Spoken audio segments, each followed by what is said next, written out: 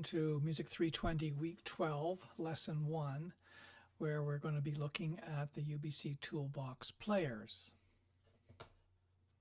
Okay, so we've already looked at some of the effects units in the UBC Toolbox, and so I wanted to go through not all of the players, but some of the players so you understand how these players work, and then ultimately we can connect these together with a bunch of effects going through the matrix. So I've got a new project. I set up a new project from the file menu.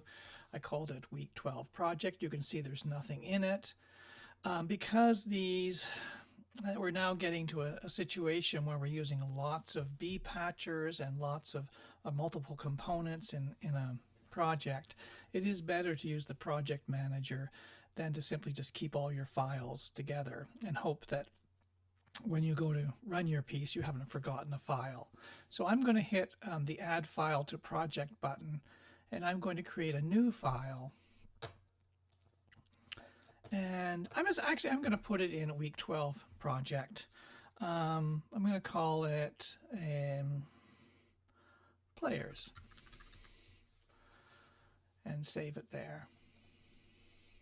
And you can see it's been added to my project, and there it is. I'll maybe make it big enough that you can see, and big enough that we can see the inspector as well. Okay, so let's begin by looking at the projects that are available in the UBC Toolbox folder. So as I've done before, actually before I even do that, let me bring in, I'm just going to copy and paste a microphone and a EZ DAC so that I can, work with sound coming in and sound going out. All right, so let's look at a B patcher. Build a B patcher. And I'll stick it way up there. I'm going to make it bigger, but I'm going to resize it once it comes in. I'm going to go to Choose, and I'm going to go to Max 8. There's the UBC Toolbox in my Libraries folder. And under Modules, I've got Players. So I'm going to look at the players. And there I see a bank player, a box player, a Claire player, a file player, and so on and so forth. So you can spend some time opening these up and seeing which ones you like, or don't use any of them at all. I'm going to start with the bank player because it's the first one. And when I open it up, I see that rather than there just being a one capital B, capital P patch, there are a number of them. Bank 12 BP, Bank 12X BP, and so on. And the way these work is that the number refers to the maximum number of voices that this particular player can support. So the Bank 12 BP can have 12 simultaneous sounds playing, whereas the Bank 24 can have 24 simultaneous sounds playing. The X refers to 8-channel versions. You'll sometimes see X or X8 or X4 if it's a 4-channel version. You don't have to worry about these at this time, but if you are working completely in 8 channels, then you might want to use the X versions of the bank players. So I'm just going to use 24. I'm going to open that, and it's going to come in. I'm going to resize it, and you see the bank player. And let's see, let's bring in a couple more. I'm going to create a new B patcher, hit the Choose button. Don't want another bank player. I could use a PAF player. I like the PAF player. If you are in Windows, you're going to have to use the PAF free 16 or the PAF free Poly or the PAF free Poly X8 because the external for the PAF doesn't exist on Windows. The poly version is just uses an internal poly. So let's use that one. So this is the PAF Free Poly BP. This will also be a mono version. And I'm going to do the same thing. Notice that the players are blue. And they are different sizes depending on what's needed inside these players. And let's bring in one more B patcher and choose the Mega Player, which is a sound file player. So down here, Mega Player. Oh, that's the Mega Sampler. I want the Mega Player. This is a sound file player, not a sampler. And let's use the poly version of that. Why not? Okay. And so we've got 3 mono players. Now, one of the reasons that by default these are mono players is that we can have external spatialization units that can take individual inputs and move individual or mono sounds around in 8 channels. So the idea is that we keep all of our signals mono until we get to the spatialization point stage. And in the spatialization stage, we can move those sounds anywhere we want. Again, you can work in 8 channels. And when you have 8 channel versions of the players, they're still putting out individual monos, but there's 8 outputs. So you could, for example, assign different outputs to different speakers and have different sounds coming out different speakers. But for now, we're just going to use the mono version. Now you'll notice that there's some similarities between the players and the effects units we've already looked at. They all have an on-off button, they all have a volume control, and they all have an info button. Some of them will have envelopes. The PAF player has 2 envelopes. Some of them don't. It all depends on what they're doing. So let's hook up. Now the signal output for the players is the rightmost outlet. So I'm going to take that over to here. And I'm going to take this over to here. I'm just going to use one channel for now, and I'm going to take this over to here. Now, just like we could use messages to turn on the effects units, we can use messages to turn on the players. So I'm going to put a message box with a semicolon, and I'm going to say bank on off 1. Now, I happen to know that that's the message that it takes. If I didn't know, I would go and look at the info button, and that would tell me. Let's go up to 70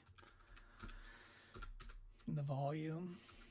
PAF on off 1, PAF vol L 70 in 1,000 milliseconds. And I think it's Mega Player to check that. 1 Mega Player vol L 80 in 100 milliseconds. Semicolon. I'm just going to go in here and look to see what it says in my info panel. Yes, Mega Player. So this will turn all the units on and give them some volume. Now I actually have 100 in here, and I meant to do 1,000. So it went up very quickly, but it doesn't really matter. Okay, so these are all hooked up and ready to go, and they've got volume, but there's we need messages in order to make them play. And the way all of the Toolbox players work is that they receive standardized messages. So they have a format of message that they all like to receive or need to receive. And this is the format for UBC Toolbox players. You need at least a list of at least 4 values. which represent the pitch, the velocity, the channel, and the duration of the sound in milliseconds. In the case of a sound file player or a sampler, where you have, actually just with a sound file player, not with a sampler, because a sampler does take pitch. For a sound file player, the pitch really represents the sound file number or the sample number. So rather than having a player which can play any pitch, you really have a player that's going to play back specific sound files. So the sound file number comes in as the pitch. The velocity and the duration are still passed into the instrument, but in fact the duration is ignored because internally the player knows how long the sample is. There are also additional parameters, additional values that you can pass into a player. And there's about 16 of them, so I'm not going to list them all. You can look them up if you're interested in this. But the fifth, if you have a list with 5 values in it, then the fifth value is the pitch fraction. So in this case here, the 0.5 would mean that it's not 60, it's actually not C, but it's C with a quarter tone sharp, or C and a half. And then there's panning information, and this is designed for a situation where your players are connected to a panning structure, a panning objects, and you want the sound to be played in a certain location. -1 just means there's no panning information, but it could be, you know, in the center or halfway back in the hall, and so on. So, but the 4 parameters you do need are pitch, velocity, channel, and duration.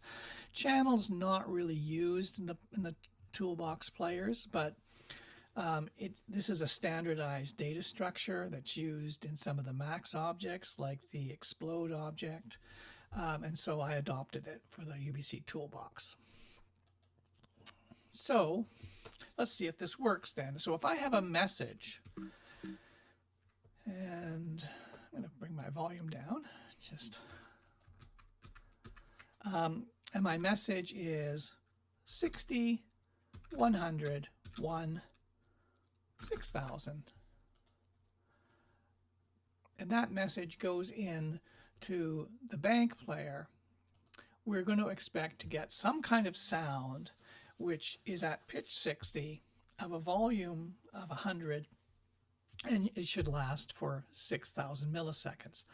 So now what is a bank player? Well, a bank player is a bank of oscillators that have constantly changing amplitude values. So it gives you a kind of a rich spectrum, but only sine waves. So there's a purity to the sound. So let's bring up our volume, and I'm going to put my headphones on so I can hear it as well. And let's play this.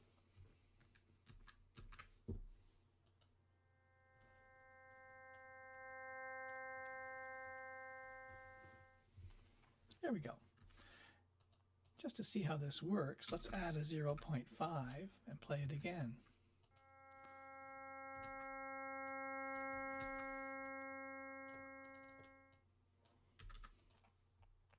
Let's play them one after another.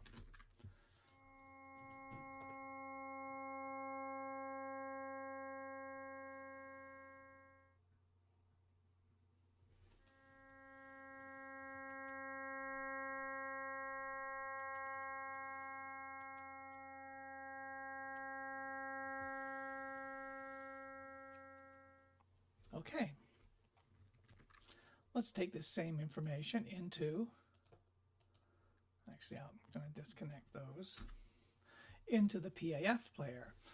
So what is a PAF player? Well, a PAF player does what's called phase-aligned format synthesis, and it has 2 envelopes.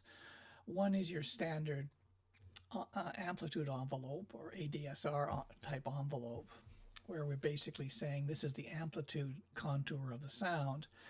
And the other controls the the formant region, excuse me, that is being synthesized. So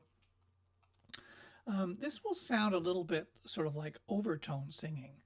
We're going to pass the pitch 60 through, and then we're going to do a formant sweep. So we're isolating overtones based on this particular shape in the second envelope. So we'll see what that sounds like. Oops.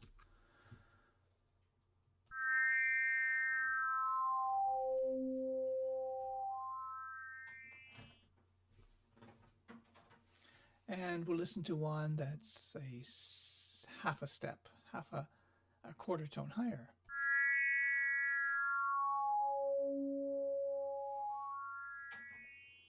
And you can hear that sweep across the overtones. And we can look at different envelopes and different formants structures.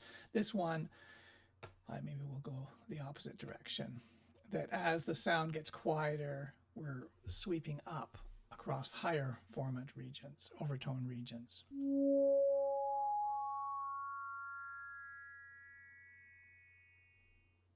Okay, so that's the PAF player. And of course, we can play around with different pitches. Let's go down to somewhere around 30 and slower amplitudes and longer durations, 12,000 milliseconds.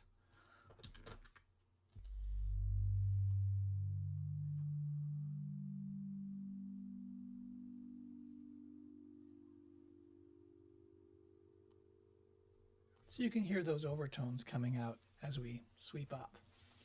Now let's move to the Mega Poly file player. And as I said before, the sound file players, either SF Play or Mega Player, take sound files and play back sound files based on the sound file number. So the first thing we need to do is to find some sound files that we want to load into the Mega Player. Now the Mega Player, it's got an internal structure. It's got a call inside which keeps track of the sound files for you. And the sound files have to be in a folder. And they should be organized as AIF or WAV files, and they should have no spaces in their name. So keep it nice and simple. Or you may have trouble loading them in. So what I got out here, I got some tabla sounds. So I have a folder called tabla sounds or tabla samples. I'm just going to open it up so you can see what it looks like. It's got a whole bunch of very short tabla hits. I don't know how many there are, 50 maybe. And I'm going to drag that folder onto the Mega Player. And so now I have to be in performance mode to do that. So I'm going to grab it and I'm going to pull it in. And the bottom area of the Mega Player, you can see it highlights. It's called the drag area. I'm going to drag that in and let go of it. And what's happening now is that those sound files are being organized and put into a call. And this is the call. I'm going to double click on it. And there you can see my sound files. There's 83 of them, in fact.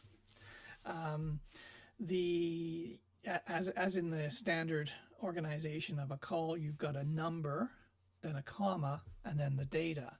And the data is the duration in milliseconds of the file, the name of the buffer internally that's being used, and the name of the sound file.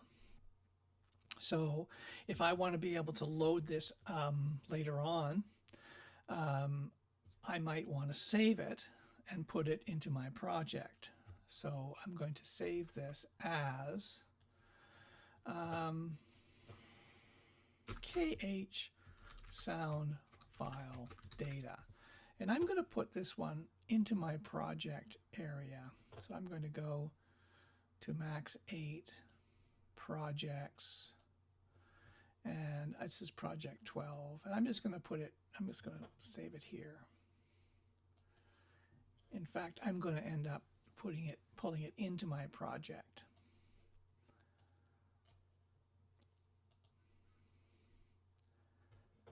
I'm going to add an existing file, and I'm going to find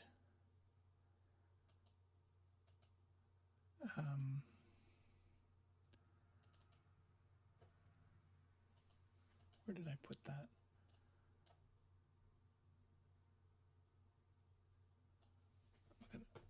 I may have to drag it in. It's not a max. It's not a max file. It's not a max patch. It's a max file, but not a max patch. So I'm just going to check that I've actually got it here. Okay, I didn't save it there. Where did I save it? Try that again.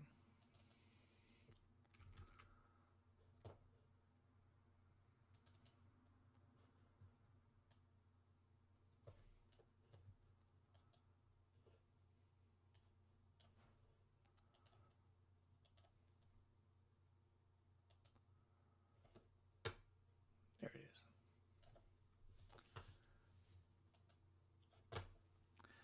You can see that, so that now in my project I've got the player's patcher, plus it's figured out all of the things, all of the patches and other things that are used by these particular objects. And then I've got my sound file data. So my project is going to contain everything that I need to run the project. Okay, so let's try the Mega Player, and we're going to put in a message. I'm going to do it this way. I'm going to put a message that has a $1 followed by a velocity of 100 and 1 and 1,000. Whoops. As I said before, the duration isn't really necessary here because the sound file player knows how long these samples are and will play these sound files for their entire duration. Now these are going to be untransposed sound files, but of course you can send them through effects units and pitch shifters and do other things to them if you want to. So I'm going to put an int box in here, into there, and we're going to listen to sound number 1. There's 12.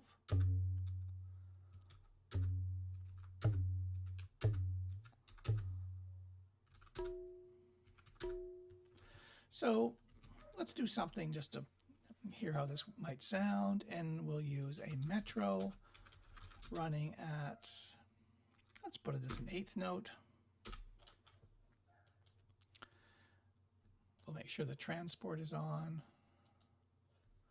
down at the bottom right corner, and we are going to do a random. I said there was 83 sounds.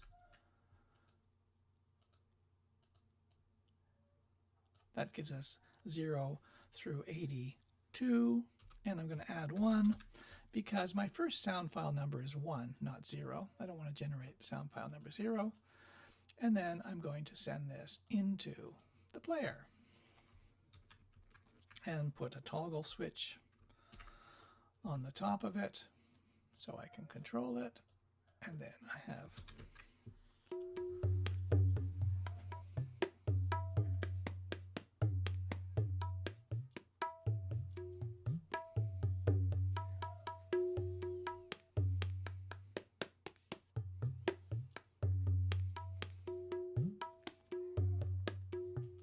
now there's no limit to the length of these samples. The ones I've put in there are very short, but if you have longer samples, you can put a folder with longer samples in there, and then you can play as many as your polyphony will allow. In this case, I believe my polyphony is 48. I can double click on this and look inside, and oh, it's 96. So I could actually have 96 simultaneous sounds playing. Another detail that you might want to know about is that in the outputs of all the players, the information on the note data that goes into the players actually comes out the first inlet. So we can pass data from one UBC Toolbox player to another UBC Toolbox player by simply taking the data out of here and feeding it into another player, like that. So this will sound like this. We get a sort of a, well, it's not going to work very well, is it? It's not going to work very well because these pitches are very low, and that's not going to make sense to the PAF player. I'm going to do it would make more sense to do it between these two objects, so that the data from here was also going here, so that when I play a sound with the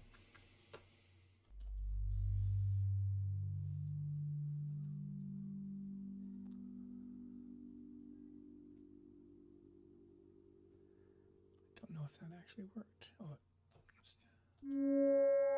yeah. Yes, it did work. It was just quiet. These are the old LED meters, which are not very responsive. They don't show really low levels, whereas the live.gain objects show your signal.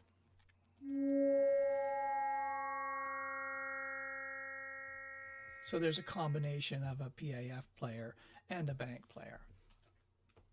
Okay, so the last thing I want to do today with the players is to, actually, before I just do my last thing, I'm going to add in a message that loads that call. So you can see there's a message saying Mega Player Call. And so that message can be used to load Mega Player Call, and then the name of the file. And the name of the file was, I can look in my project, was KH sound file data, like that. KH sound file data, like that. Maybe put a semicolon at the end, save my project, just so that when I bring this back, that sound file data will get loaded automatically in, well, as soon as I click on this button, on this message, it'll get loaded into the call and it will be ready to go. Okay, the last thing I wanted to do was to show pitch tracker. And so it's possible then with the players to track a pitch from an instrument or from your voice or from wherever you want sound to come from, and to pass it on to a player. Now the pitch trackers are really designed to work with monophonic instruments because they just are tracking a fundamental. So it won't work hard if you're putting an orchestral score into here, or even a piano with multiple notes, because the pitch tracker will get confused and it's not going to give you more than one pitch at a time in any case. But it does work pretty well for for monophonic instruments or for voice. And there are times when you don't care that much that it's completely accurate, because it won't be completely accurate. You're going to get some, sort of false positives where it thinks it hears a note that is not really a note that you intended to play. Maybe someone coughed in the audience, or there's a squeak and it picked that up. So you need to design your patch so that a spurious sound doesn't ruin your patch. You could also use pitch trackers as a way of triggering events. So for example, changing to a new section when your clarinet hits the high E flat use your pitch tracker to track that. When it hits the high E flat, you do a select and you change to a new section. All right, so let's begin with a B patcher again. And this time I'm going to go, make it so you can see this. I'm going to go back to Max 8 and library, which is where I've got the toolbox. There's my toolbox. And this will be not in players. It'll be an input-output. And there you can see there's pitch tracker. And I'm going to use pitch tracker BP because pitch tracker BP doesn't seem to be working quite right. I think I have to fix that. Something happened when we went to 64 bits. And there is a pitch tracker, and it's a different color. You can see that the different kinds of modules are different colors. So the pitch tracker takes a signal in. So why don't I rearrange this a little bit? Move this over here, move my pitch tracker over here, and take the signal from the microphone into the pitch tracker. Okay. Again, there's an info box, an info button here that brings up a panel, and you can look at how any of the settings that the particular object has. It's got an audio button and a MIDI button. Of course, doing MIDI pitch tracking is not difficult. It just puts the pitch and the velocity through and strips out the note offs. But audio is a little more complicated. And the object inside here is called fiddle tilde. And fiddle tilde is an external that was written by Miller Puckett to do pitch tracking. It does a very good job of monophonic pitch tracking. So I'm going to turn on the audio button here. And now you can see actually in this panel, and I'll put a message box outside the pitch tracker so you can see the values that are coming into the pitch tracker. So you're getting note on and note off information coming out of the pitch tracker at the moment. And I'm just talking and you're seeing pitches. But if I were to sing la,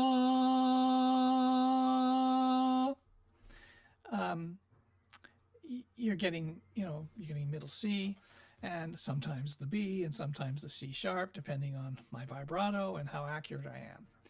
So let's take that and we actually don't want the note offs all the time. So I'm going to push this through a strip note. I'm going to unpack it so that our pitch and velocity come out. And we have a strip note, so we just then end up with our note on messages. And we're going to, we can pack it together. Let's put pack 0,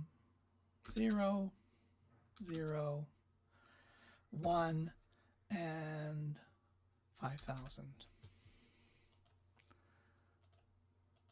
So what does that mean? We're getting the pitch in and the velocity in, and then we're going to pack a message, which is the kind of message that, I said 5,000, didn't I?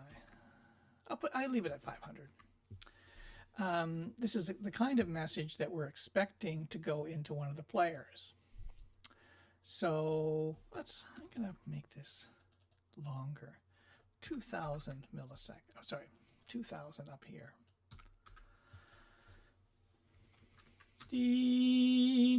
Okay, so let's take that into the bank player. Why not?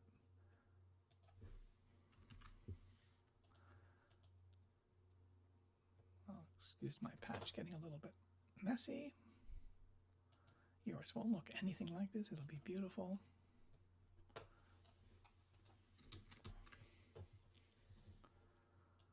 Okay, so what's going to happen now is that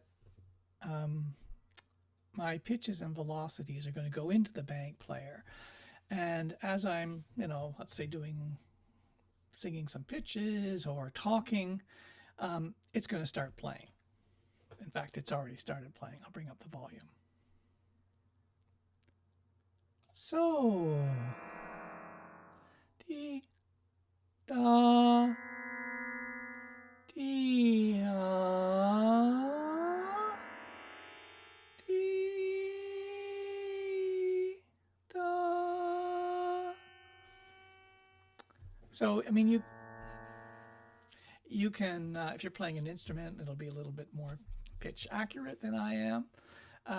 But you can see that I'm basically sending in 2,000 millisecond notes every time it tracks a pitch. And I can maybe take a different envelope. What have we got here? An envelope with a sharper attack like that. Da. Be pa ta ti ya. Di. Da. Do. Bum. Bum. Okay, so actually kind of interesting just to let it play while I'm talking and see what kind of sounds come up. I'm going to see these nice clusters. And sometimes it gets a note that's out of range. All right, so again, you know, this is really looking at the functionality of these objects and not necessarily coming up with things that you would necessarily want to do. But it is possible, and we could likewise, similarly, we could take that information into the Mega Player, and we could trigger tabla notes based on our talking. Now this will be a little bit random, and we're mostly dealing with a smaller collection of pitches. But let's hear what this sounds like. So I'm going to talk, and while I'm talking, I'm going to generate tabla notes. And you can hear that each of my pitches that comes in is generating a bunch of notes. Boom. Again, I'm not, I wouldn't necessarily do this in a piece, but it's showing you how data can be transferred from one object to another. Okay, so yeah, so this gives us a kind of a nice overview of the players. You know, you really do have to look at the info panels on these players, and when you bring this up, you know, this actually now there is a 64-bit version of this, but it will tell you a little bit about how the patch operates. If you want to find out more about the data structures of the players, you can double click on this, and this actually gives you the comprehensive list of all of the data that you can pass to an object. Most of it is specific to some of the FM player, and there's a granulator and objects like that. So you can have fun playing with these objects. Some of them I use a lot, and some of them I rarely use, but you're welcome to explore them. So that's my project for lesson 1 of week 12. Thank you.